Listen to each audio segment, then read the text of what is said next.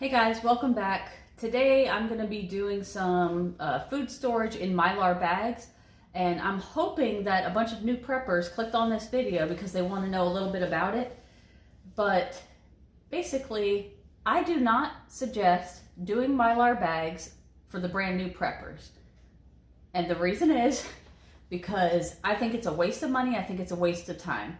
If you are brand new to prepping and you don't have a 1-year stockpile built up yet, don't even go out and buy these things. These are not cheap. They work very, very well, but they're not cheap. This bag of 30, or package of 30, was probably about $17. And if you're brand new to prepping, please take those $17 and go buy some more canned goods. We might not have 10 years. These things are made for making food last for 10, 15 years, something like that. We may not have that amount of time, so what's the point of putting them in long-term food storage? Unless you already have a 1-year food supply that you're rotating through, and then you want to put more food back. So that's what I meant by the title. Don't waste your money or your time doing Mylar bags unless you are already well stockpiled, and I say a 1-year food supply is good, and then start doing the long-term food storage. So hopefully that makes sense to you. But basically, if you don't know what a Mylar bag is, it is airtight, moisture-proof, and light blocking. So light, moisture, and air are all enemies of food, and those are the things that are going to make your food go bad quicker and get stale, that kind of thing. So basically, you're going to put some food in here with oxygen absorbers, which are little, I'll show you when I open it, these little tiny packs that absorb the oxygen in the environment. And then your food is going to last a whole lot longer. You cannot put just anything in Mylar bags. It has to have an incredibly low moisture content and low oil content. So I'm going to show you a few things here that are good for putting in long-term food storage. I'm now affiliated with Wallaby, so I'm very excited about that. I'm going to put a link down below. You can use my code if you wanted a little discount. My code is Sunshine. So here's some things. These instant mashed potatoes, these are all staples. There is no oil in them, so it's basically just dehydrated potato flakes. These are great things to put in Mylar bags. It's also filling. You can add it to soups. You can stretch your meals using this. Of course, we all know beans. I have some red kidney beans here, some pinto beans, and this is all stuff that I've been needing to put up, and I've just been putting it off basically. So now I'm getting to it. Oats. So you could do quick oats, you could do old-fashioned oats. Either one is good. Quick oats are nice because if you're making yourself a bowl of oatmeal or something in a grid down situation, you don't need to cook them for very long. Obviously it's quick oats. And then over here, I got a bunch of flour. I don't know if you can see that. I got 10, 20, 30 pounds of flour here that I have to put up. And I decided to get flour because the whole situation that's happening over there in the other countries, the conflict that might have an effect on us. Now, we don't get our grain from those countries, but all the other European nations that do get their grain from those nations that are in conflict are now going to have to come to us or come to other grain producing countries. So that could create a shortage for us or an increase in price. And I'm saying those countries and the conflict over there just because you're not supposed to say certain words or places on YouTube.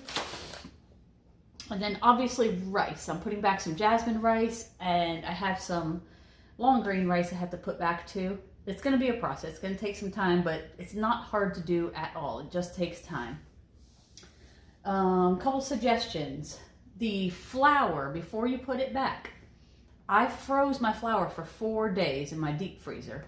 And then I took it out, let it cool off completely for a few days, so there's no moisture or anything in it, but those are ready to go. My rice I put in the deep freezer for 4 days, took it out for 2 days, put it back in for 3 or 4 days. And that is to kill any kind of larva, like insect larva or something that could be in these grains, and then hatch later and then ruin your whole stock. So freezer trick is what most people do. I don't freeze my beans, I don't freeze my mashed potatoes, and I don't freeze my oats, just the grains. So I guess let's get started, and I'm going to show you what comes in this bag and I guess show you the whole process. It's super, super easy. Oh, tools you'll need. Obviously Mylar bags and oxygen absorbers. This one comes with oxygen absorbers and they are wrapped 10 per bag. And I'm going to show you why that's important. After you take the oxygen absorbers out of the little pouch that they're in, they immediately start working. They immediately start absorbing the oxygen in its immediate space. So they'll go bad pretty quickly. You want to be able to put them up into an airtight container as soon as possible so they don't go bad. And so I have my mason jar here.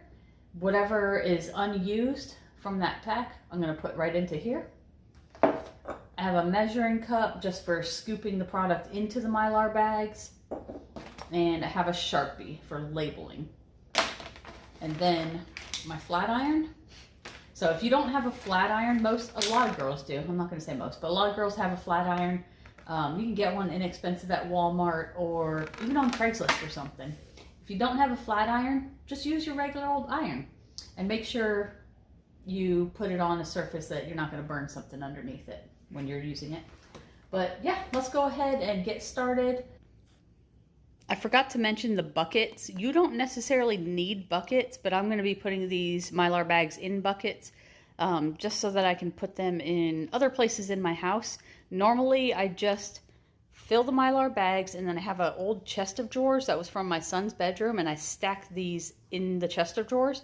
So it's not like rodent proof or anything, but I don't have any problems with rodents.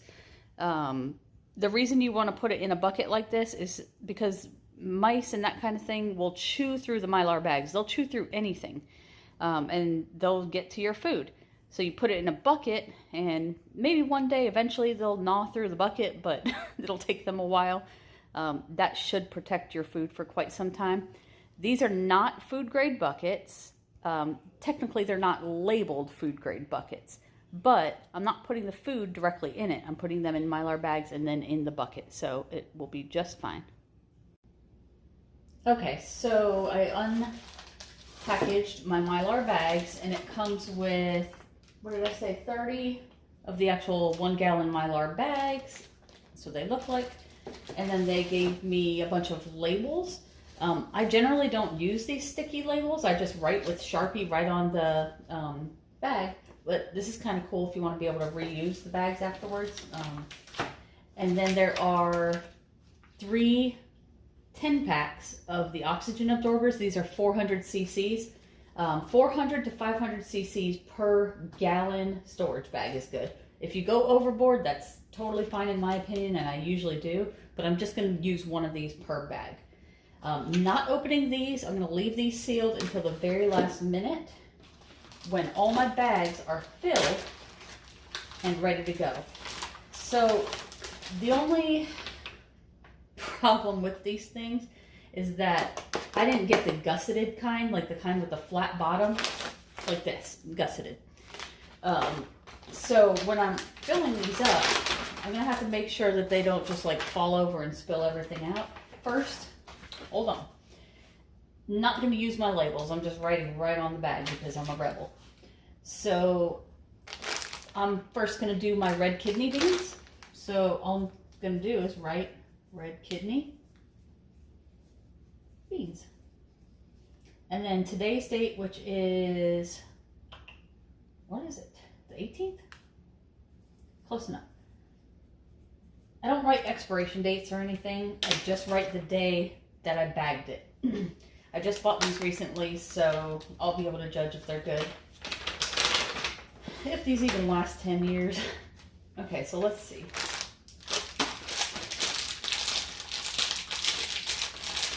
You know what, guys? If these things are still sitting in these bags in 10 years, I'll be very happy. That means all in the world went well. So let me just, I don't know if you guys can see what I'm doing, hopefully. Just gonna pour them right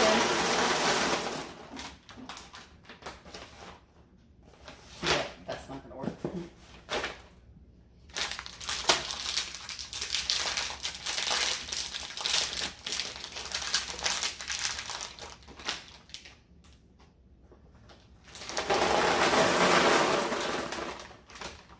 I'm sure you guys are going to see me spill something. Okay, that's only 2 pounds of beans in this 1 gallon bag, but I like to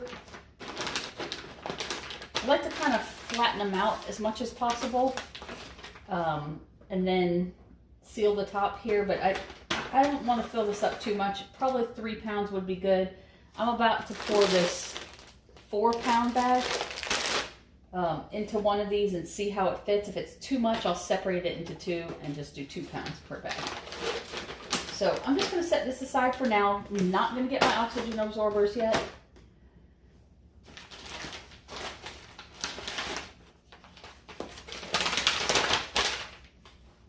I'm going to move this. Okay, 4 pounds of pinto beans here. This is going to be interesting and fun.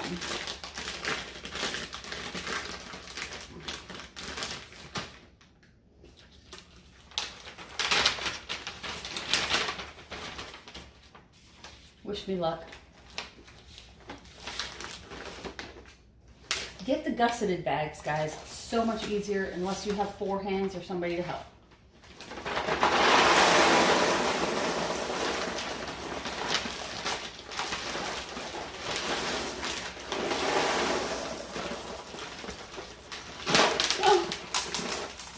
Almost lost it all. Obi, don't eat that. Don't eat it. Don't eat it. Okay. All right, so that is 4 pounds. And that actually looks fine. That's not too thick. So I think I'm just going to leave this one as 4 pounds. And I just made the same mistake that I told you not to make. And I forgot to label it. Since it's now got stuff in it, it's going to be a little more difficult.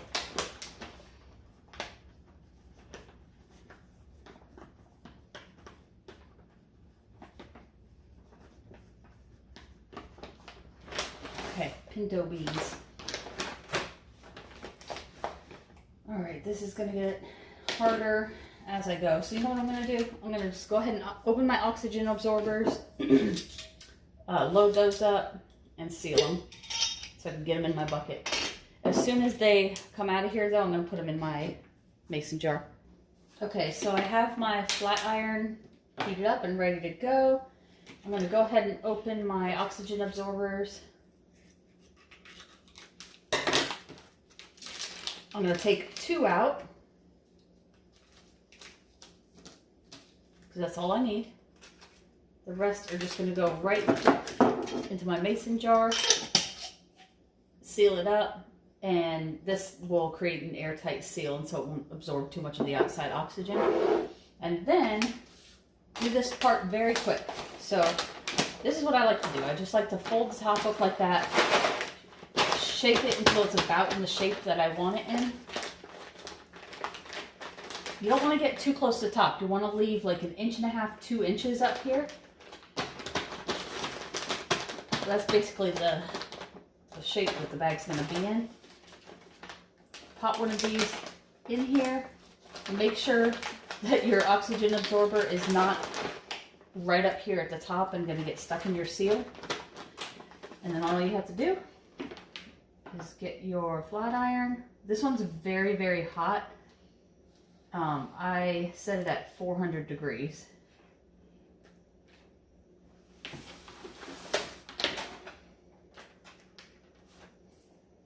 Hopefully you can see what I'm doing.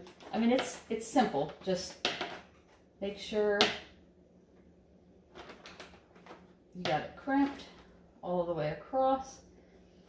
Keep in mind, it's going to be very hot. I usually have an oven mitt with me, and I'll take the oven mitt and just push down all along this seam. I'm going to use my shirt this time, just to make sure that you have it nice and flat there at the top. Okay, there you go, all sealed up.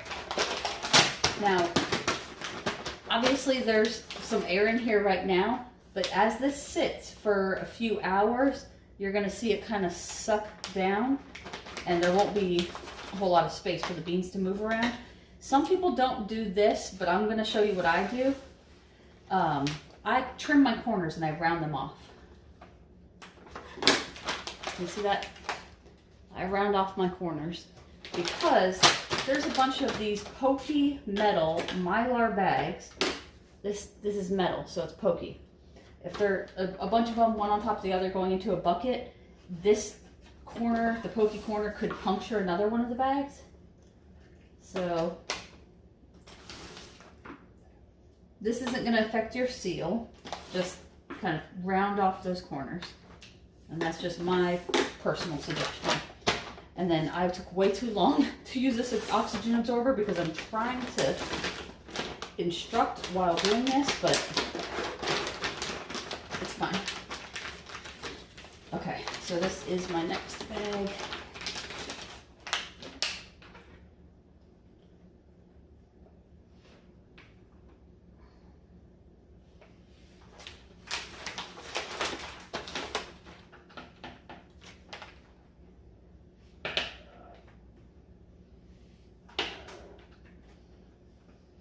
I'm hoping that you guys can see what I'm doing okay on the camera. It's definitely not the most complicated thing in the world. You just want to make sure this seal is completely closed up.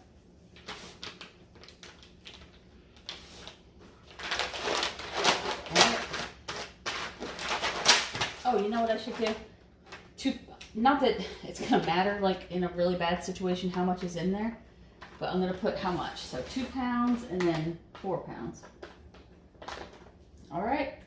And then I'm going to round off the corners on this one, and then this can go straight into my bucket. The mashed potato mix, or whatever it's called, the instant mashed potatoes, is going to be difficult. So is the flour, because it's so powdery that when you're putting it in the bag, all the powdery stuff, the flour, the mashed potato mix, is going to get stuck here up at the top. You're going to have to wipe it down. Otherwise, this seal won't seal up properly if there's any dust or anything, flour. So let's go ahead and put it in my bucket. All right, so next I'm going to do mashed potatoes, and I'm thinking, I think I'll do 1 box per bag. I might see if I can do 2 boxes per bag. So I'm going to label it.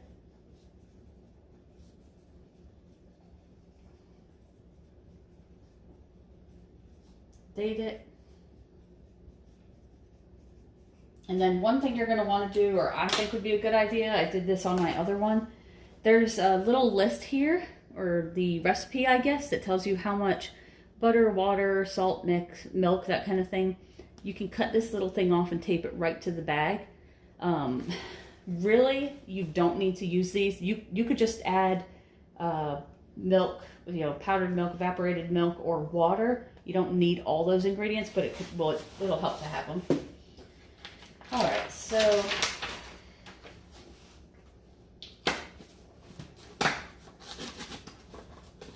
let me go get myself a napkin. Okay, instant mashed potatoes, number 1. I'm sure you know what they look like. It's just little flakes.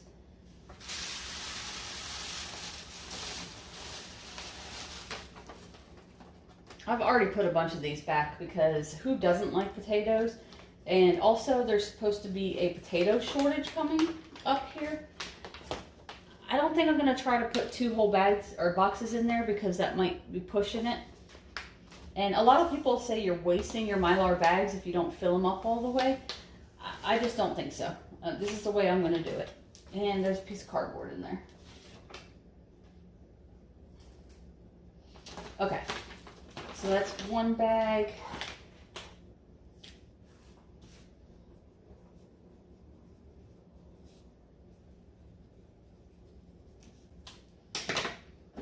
I'm going to go ahead and cut this off.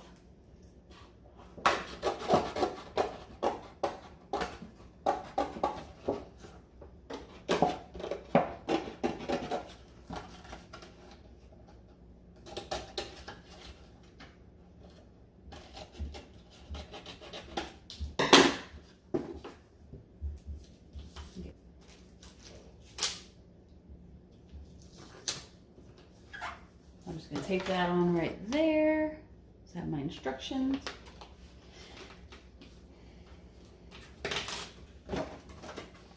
Box number 2.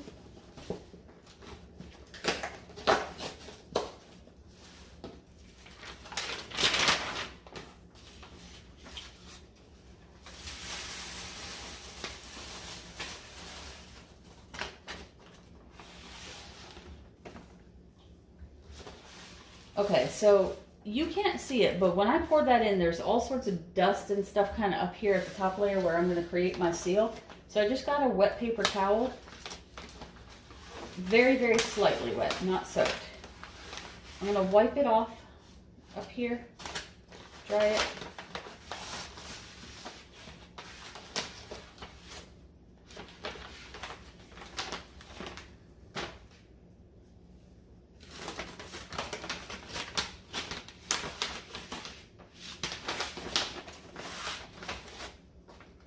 You don't want to leave any moisture in there, so make sure it's just very lightly damp. And then let it sit and kind of dry off so you don't have any moisture at all.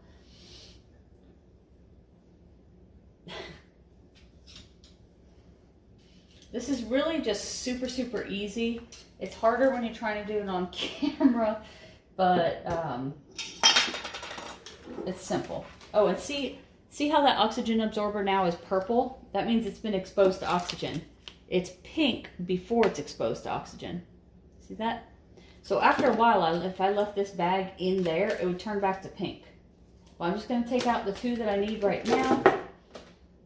I'm going to try to do this quicker than I did the last time because I took a little while longer than I should have. I'm going to put 1 in each of those.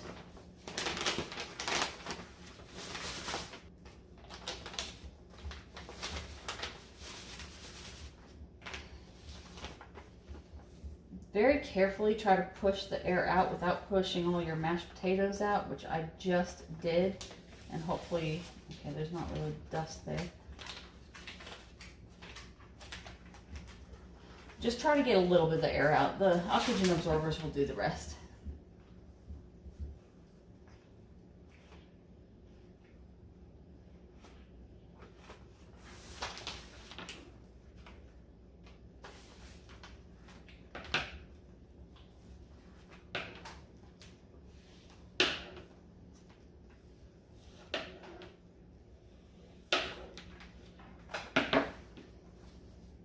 Oven mitt, push it down nice and flat. Sometimes I go a little overkill. I just want to be extra sure that it's sealed, so I'll go over it a couple times.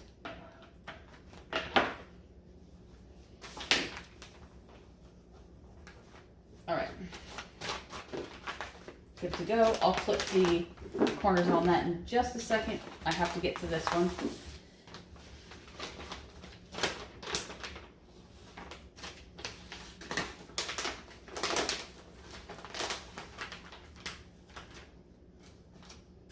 So I'm going to do it like that and then flatten this out. Don't forget your oxygen absorbers. When I first did this, I was so worried about sealing the bag that I forgot to put an oxygen absorber in one of them. Like, the main thing.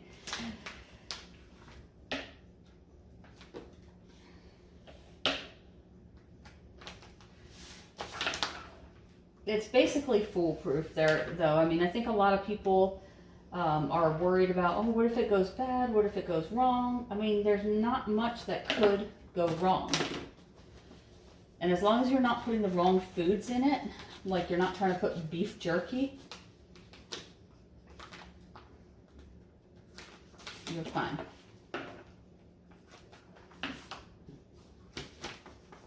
Okay, so now that that's flattened, kind of shake this out. Now, what I've noticed about the instant mashed potatoes and the quick oats, it doesn't completely flatten out and suck in when the oxygen absorbers are working. Rice and beans will basically, it'll suck in so hard that there's no movement at all, but for some reason the instant mashed potatoes, there's a little more movement even after the oxygen absorbers.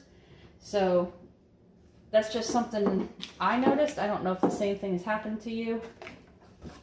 But let me go ahead and cut off my other thing here, instructions.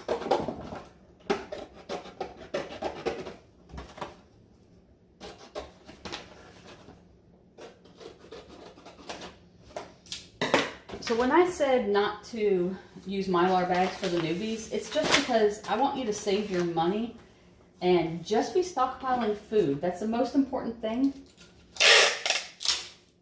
Until you have a good supply, there's no point in putting stuff back for 10 years. You need a good 1 year supply built up, at least 6 months food supply built up first, before you even start messing with this. So let me go ahead and round the corners on this. And I don't know if you guys want to really watch my whole, like, Mylar bagging experience on everything, but I'm going to go ahead and put it in the video anyway.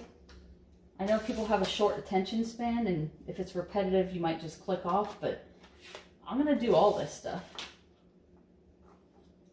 if you care to hang around with me. Alright, so there's my corners rounded off on this one.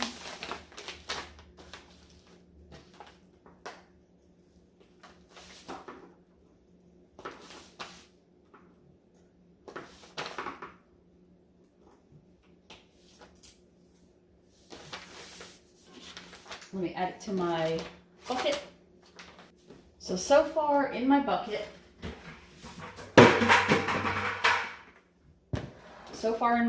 I have 4 pounds of pinto beans, 2 pounds of red kidney beans, and 2 15.3 ounce packages of potatoes, and I still have plenty of room here to fill up.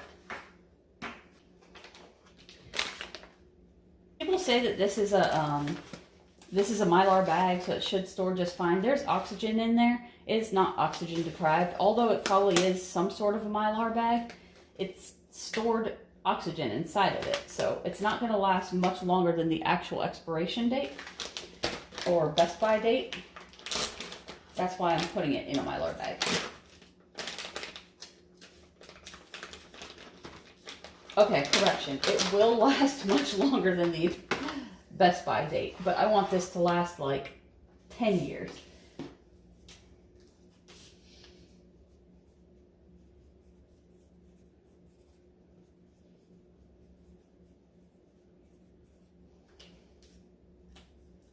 No instructions needed for this one. Just gonna pour it straight in. I'm not looking forward to doing the flour, if I'm going to be honest. I just don't really think it's going to be easy to do. So that's 1 pound of quick oats. I actually have another one of these in my cabinet. I'm going to go ahead and grab one and put it in here with this. Okay, so I have another one of these. These are from the Dollar Tree, and in my opinion, oats are one of the best things you can prep. Oats and rice, pasta. Pasta's another thing you can do this with. And there's quite a few other things. Lentils.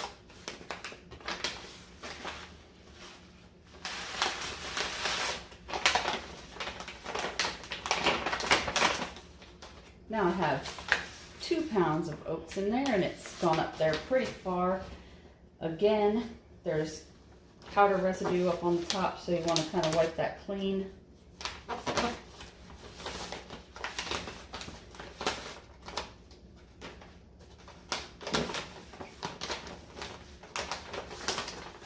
Oops.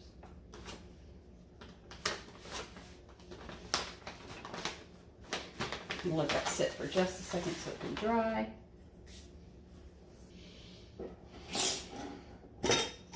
Okay. One more. Seal it back up each time.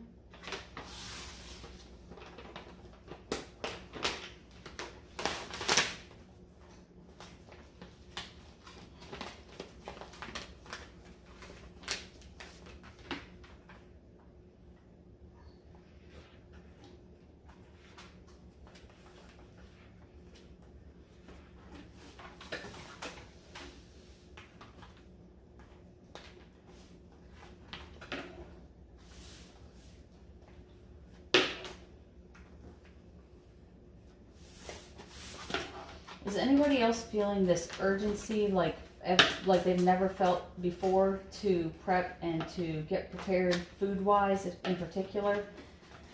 I just feel like, yeah, I've been doing this a while, but I've never felt this sense of urgency as I have in the last week, probably.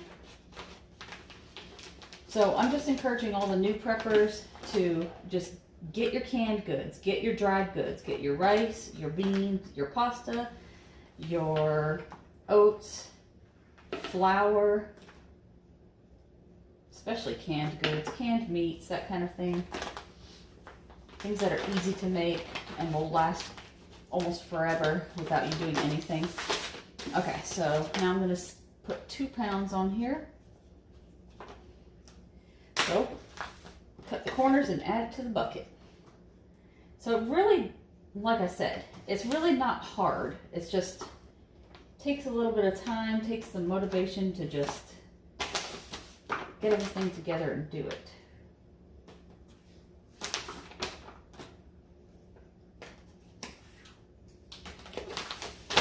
All right, that's in the bucket.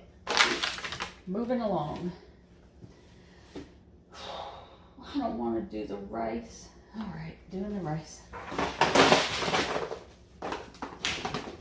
I have a bunch of buckets with just actual food grade buckets with just the rice that I put in the freezer, removed from the freezer, put back in, and it's just poured into those food grade buckets with some bay leaves. No Mylar bags at all. I kind of do multiple methods, so I'll put it in the food grade buckets with no Mylar bags, or if I'm doing the like Lowe's buckets like this that aren't necessarily food grade, I'm going to do Mylar bags. I've done Mylar bags with no buckets, and I think it's good to have multiple methods because if one of those methods fails, you don't want to have done everything the same exact way.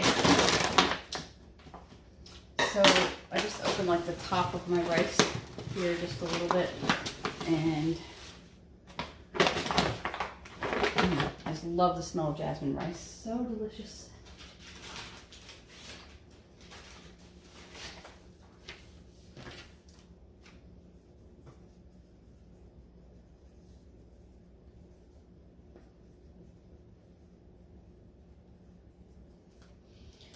All right, this is going to be interesting because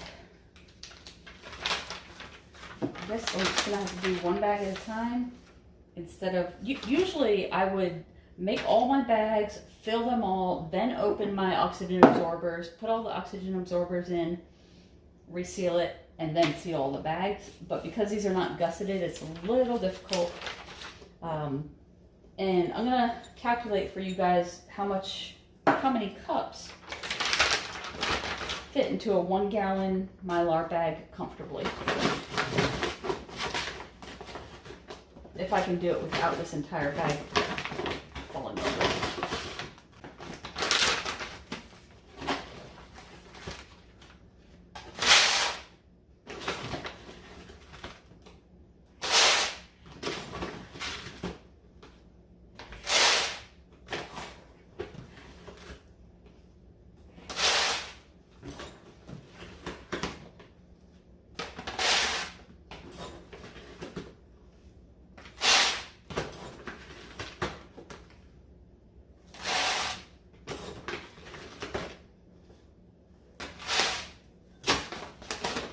That's 8 cups.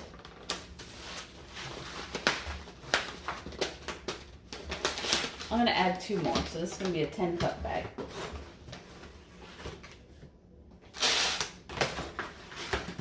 People like to do these in individual servings, so they'll get smaller, like half-gallon bags, and put maybe 4 or 5 cups in each. I eat a lot of rice, so if I get to the point where I'm opening this thing up, 10 cups, I'll go through that in 5 days if I'm eating rice daily. 2 cups of rice will last me 2 meals for 2 people, and I know that because I've tested it out. Obviously, I have to add other stuff, and I'm not going to be just eating rice. I'll be having vegetables or some other kind of things with it, but it's 4 servings basically for 2 cups.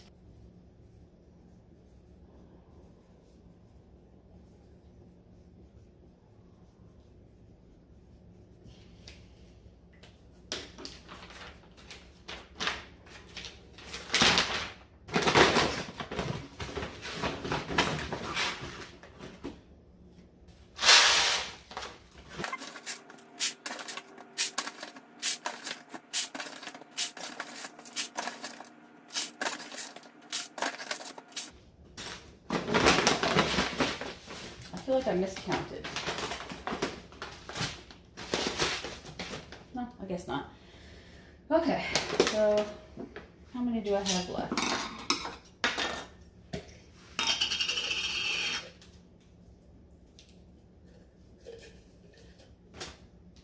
Ooh, these are starting to feel warm. So when they start to feel warm, you know they're working.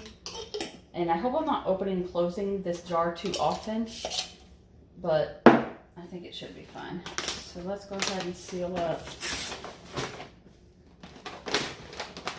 this one.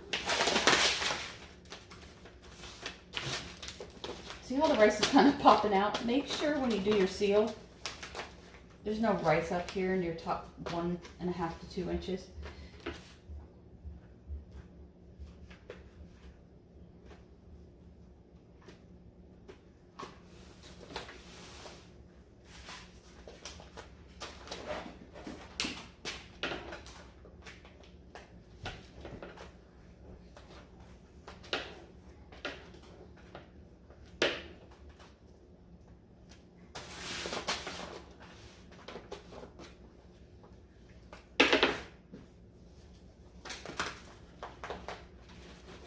I'm going to be finding rice and beans for days in my dining room here.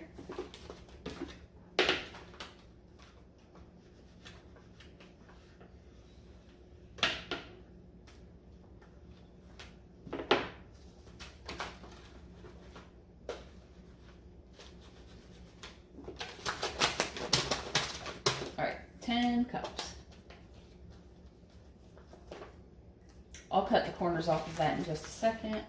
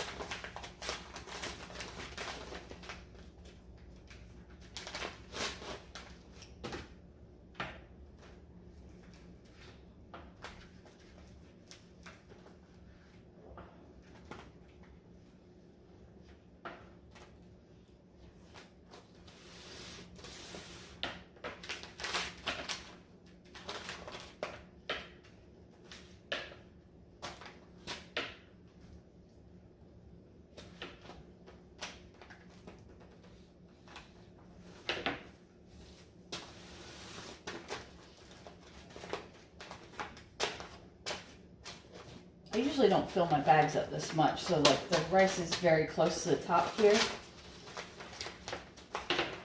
But it's okay. Okay.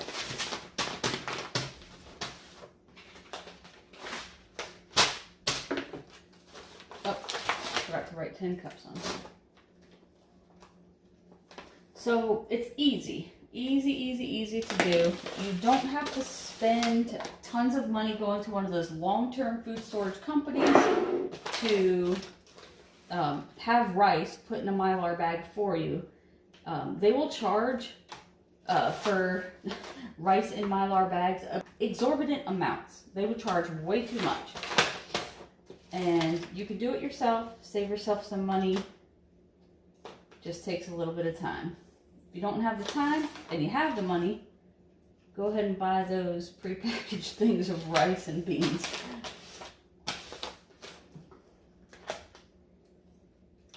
Even if I had no time and lots of money, I would still figure out a way to do it myself.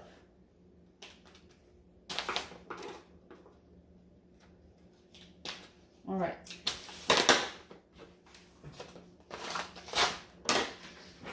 So here's my bucket. Almost filled up. Lots and lots of goodies in there, lots of staples.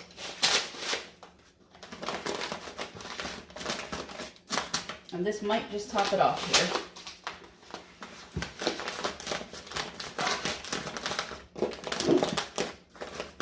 Okay, so I can tell there's quite a bit of air in here, but as soon as that air sucks down, this is going to fit in here perfectly.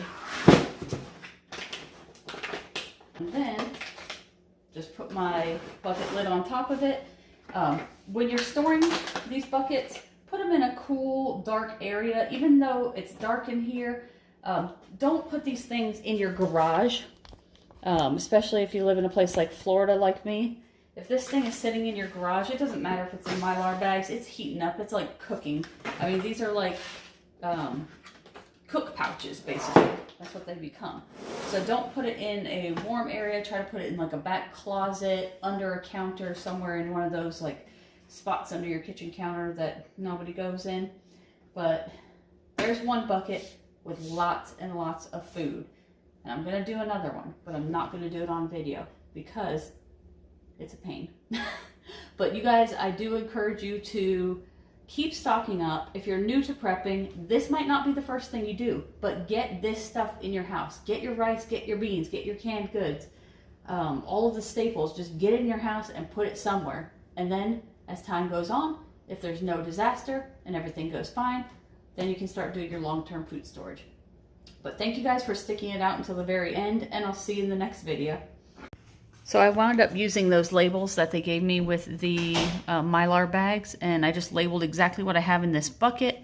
That's all that fit in this one bucket. And it's perfectly good in there. Put the lid on, put that back in the back of my closet. Normally a food bucket like this would probably cost you in the range of $100. Of course, they're gonna have more variety, but this was super cheap. I know exactly what's in the bucket, so I don't have to bust it open and figure it out 5-10 years down the road. And this will store for a very, very long time in the proper conditions.